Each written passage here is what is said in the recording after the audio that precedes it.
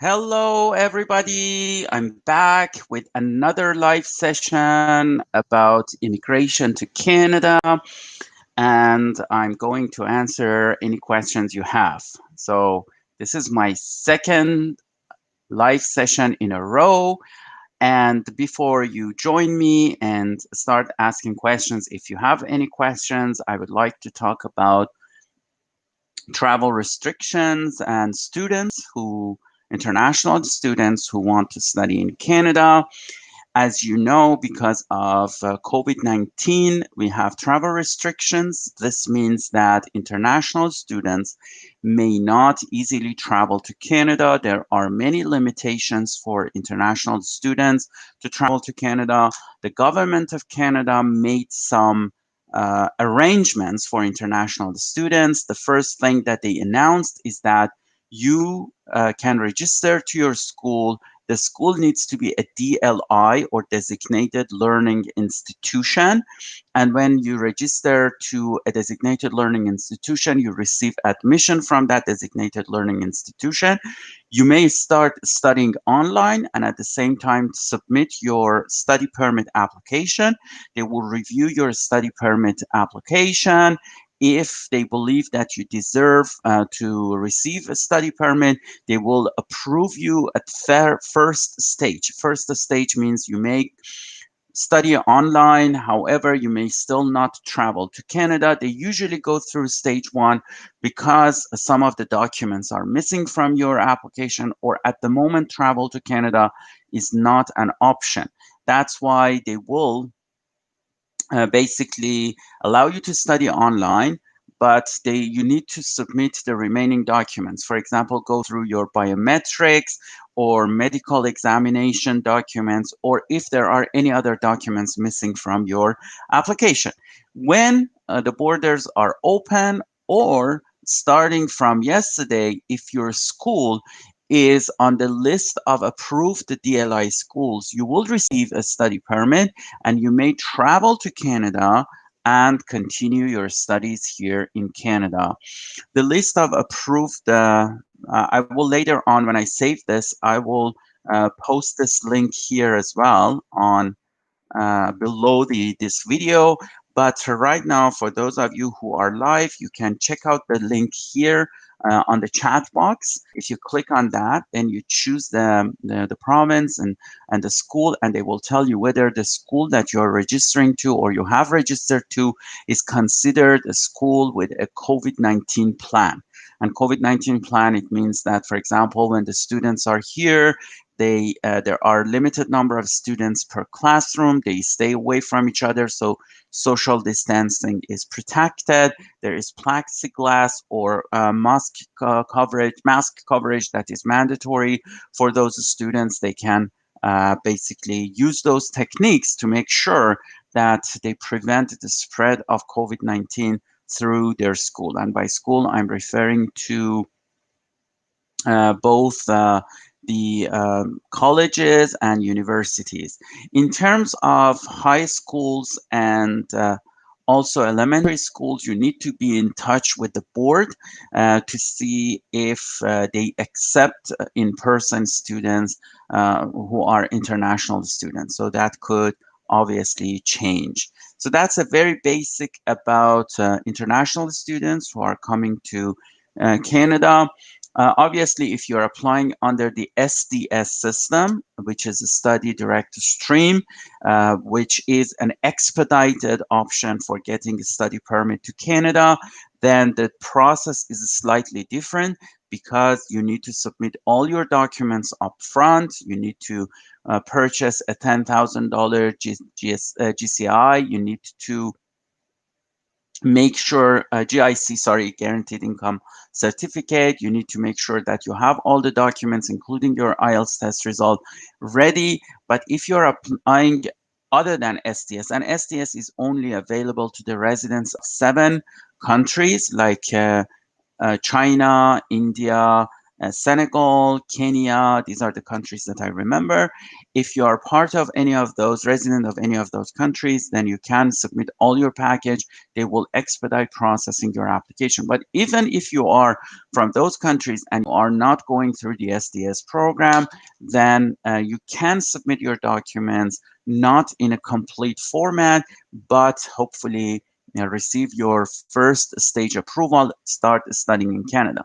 One other thing that you need to know, if you're studying full time at a post secondary program, so that would be a college diploma, for example, a college full-time certificate program, which is more than 6 months, or a university full-time program, and you are here inside Canada, then during these days, you may work in Canada without a permit for up to 20 hours per week. So you can work and compensate for your expenses while you're studying in Canada. During winter break, spring break, you may work full time in Canada. And the other issue is that the number of days that you study in Canada, assuming that your program is at least 8 months, or technically speaking, 1 school year, then you will receive, after finishing your studies, you could be qualified for receiving an open work permit. That open work permit is called a postgraduate work permit. And for that postgraduate work permit, you will be allowed to work for any employer in Canada. The duration of postgraduate work permit is usually the duration of your studies up to a maximum of 3 years. So it means that it will be anywhere between 1 to 3 years. However, you cannot extend it. And also, if you have already applied for postgraduate work permit in the past and received one, unfortunately, you cannot apply for a second postgraduate work permit. If you apply for a postgraduate work permit, you receive your postgraduate work permit, you may work in Canada, and hopefully that will open doors for you to apply for a provincial program or to apply for a federal program such as Canadian Experience Class, assuming that the work that you have done in Canada was full-time and it was a NOC 0A or B. For those of you who are not familiar with NOC, NOC stands for National Occupational Classification, and it refers to the classification of all the jobs in Canada. It divides the jobs in different levels, and NOC A means those jobs that usually need to go to a university and have a university degree to do those jobs.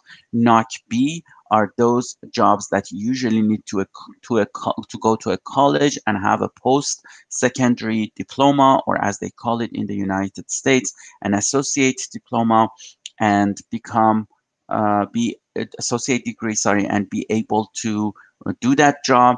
And NOC 0 refers to managerial positions. And by managerial positions, we are referring to any kind of managerial position, from being the manager of a school, being a manager of a, say, restaurant, or be the manager of a giant company. Doesn't matter. It's a NOC 0 job. So if you are doing any of those 3 jobs full-time in Canada for at least 1 year, then you could potentially qualify for Canadian Experience Class.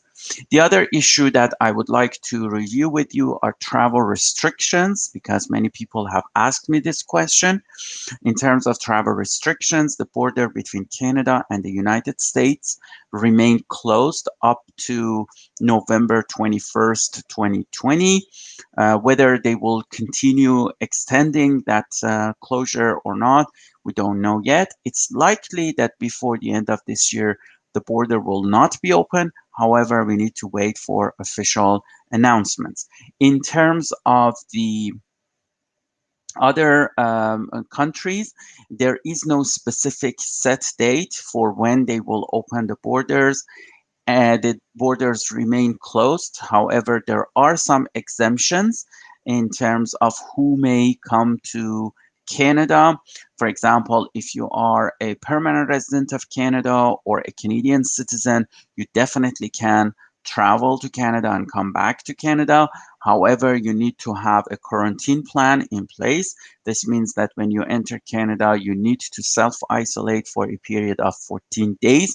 You need to show that plan to the immigration authorities or border services authorities to prove to them that you will stay in Canada for at least you will stay self-isolated for at least 14 days.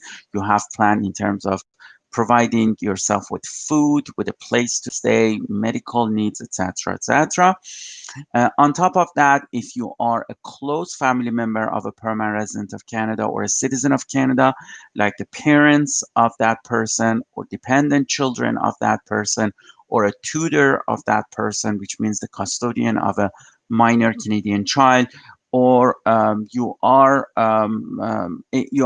among those close family members, a spouse, common law partner, then you may also travel to Canada to join your PR or Canadian citizen family. If you're an extended family member of a Canadian citizen or permanent resident, you may also travel to Canada. By extended family members, we are referring to grandparents or step grandparents. We are talking about adult children, those children who are over 22 years old, or if they are under 22, they are married. We're talking about grandchildren, siblings, this means brothers or sisters, half siblings or step siblings. And also, if you have been in a conjugal relationship with somebody in an intimate relationship, and which was exclusive, which is exclusive, and it has been going on for at least 12 months. And in the past few months, you have met each other in person at least once, then you may also request for them to come and join you. However, unlike immediate family members, you cannot just simply travel to Canada. You need to submit an application to IRCC. There is an email that you need to communicate with them. Then there are a bunch of documents that you need to show your relationship with that person, why you are traveling to Canada. You have a quarantine plan in place, etc. If they are satisfied, they will issue you an exemption, and with that exemption, you may travel to Canada.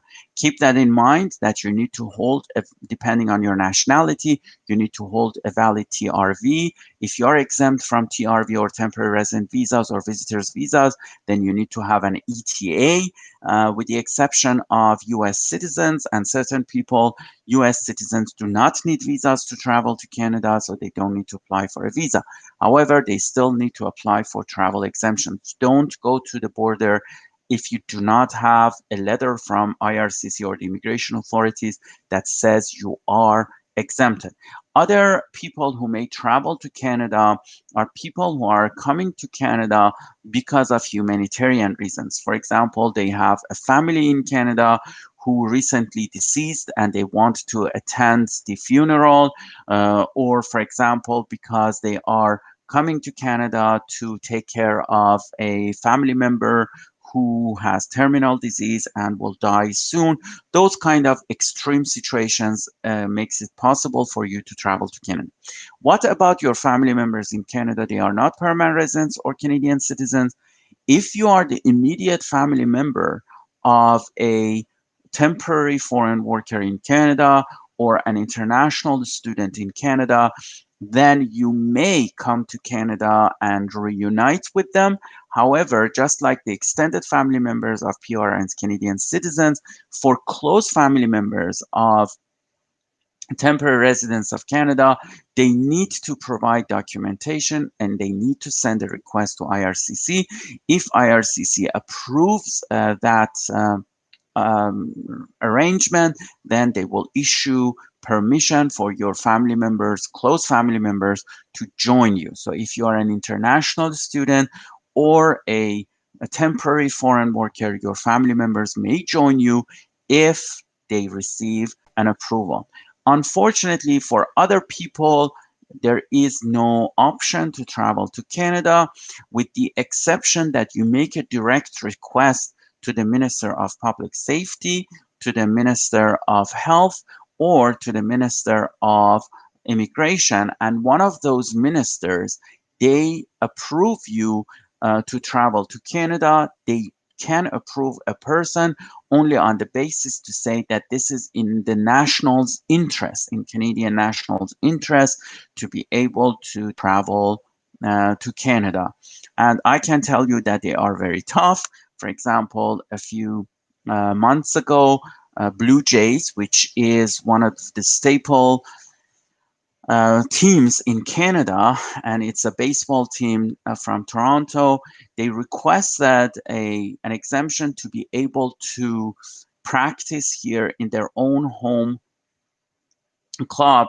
They initially allowed them to do that, so they practiced. When it came to baseball games, they requested another exemption, and the ministers, all three ministers, refused their request. They said this is not in the nationals' interest because Americans need to travel to Canada to attend those games, and that could jeopardize the health of Canadians, and they refused that. So this simply means that you can only receive those exemptions in very exceptional situations. However, if you believe that your travel to Canada is really necessary and at the same time it will contribute to the interests of Canadians, by all means, you can obviously make that request and travel to Canada if they approve it. So that's the gist of basically whatever is going on in the world of immigration.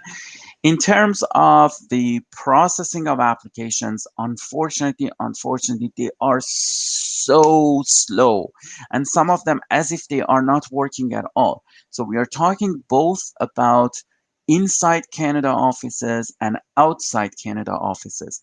We are dealing with several applications inside Canada. I have some applications that I sent to a central intake office in Sydney, Nova Scotia. I have sent those documents to the CPC Edmonton, and no response from them. They do not even issue file numbers. I have some applications that I personally submitted on behalf of my clients back in March to Sydney, Nova Scotia, and I have not received even a file number, and as if they are just piled up in the mail room of that office and not really being processed by them. The same thing with CPC Edmonton. I have I actually submitted an application back in August to CPC Edmonton and nothing. And CPC stands for Case Processing Center. I have had some minor interactions with the backlog and humanitarian office, backlog reduction and humanitarian office in Vancouver. I've had some interactions with Case Processing Center in Mississauga, which deals with inside Canada spousal applications. However, my spousal applications, we don't hear from them. We follow up with them and they just say, oh yeah, we are very slow, but actually no processing. And I have dealt with some outside Canada offices like Ankara, some inside Canada offices like Mississauga, and still many of my applications are being processed very slowly. IRCC announced that they are going to speed up processing spousal applications, and they will increase their number of officers who work on these applications by 66%. They also put in place mechanisms to allow the officers to review the applications even from inside home. However, we haven't heard back that much. We didn't see so much movement because of those arrangements. They are telling us that they are going to process spousal applications faster, and that in fact they are going to wrap up at least 6,000 applications per month starting from this month, which is October and November and December. So they are expecting to process at least or around 18,000 spousal sponsorship applications within the next 3 months or so. That will reduce our backlog a little bit. However, as I mentioned in my yesterday's live session, the reality is that last year they processed 67,000 spousal applications. This year, if they process these 18,000 applications, they will collectively process 49,000 sponsorship applications. So what percentage of that is spousal, I don't know.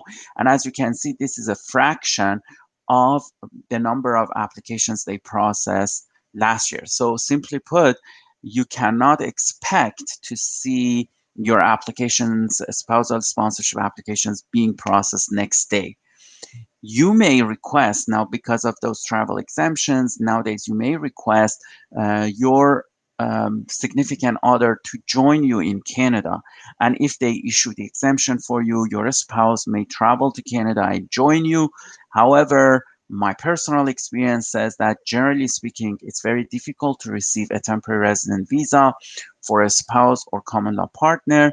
Give it a try, and if they approve it, then good for you. I will post another video down here. The link of that video, it's about how to apply for a temporary resident visa. For those of you who are not exempt from temporary resident visa, then you could potentially use that tool, that video and article to assist you with the submission of application, and hopefully you get your spouse will receive their visas, and or your common law partner, and they will join you here in Canada. So that's what I remember to share with you for today. I have a plan to get as many days as possible live on YouTube and share the updates with you. And of course, if some questions come up, to answer those questions. My plan is to go live at 9 a.m. on every day, every weekday, if it's possible, at 9 a.m. Toronto time, which is the Eastern Standard Time. But however, because I'm an immigration consultant, I'm an active immigration consultant, I have hundreds of active cases. Sometimes I may not be doing that. I have to take care of my clients first. Thank you very much for attending this live session. I hope you find it useful. I will publish this, and for those people who haven't been live or you missed the first few minutes, you can come back and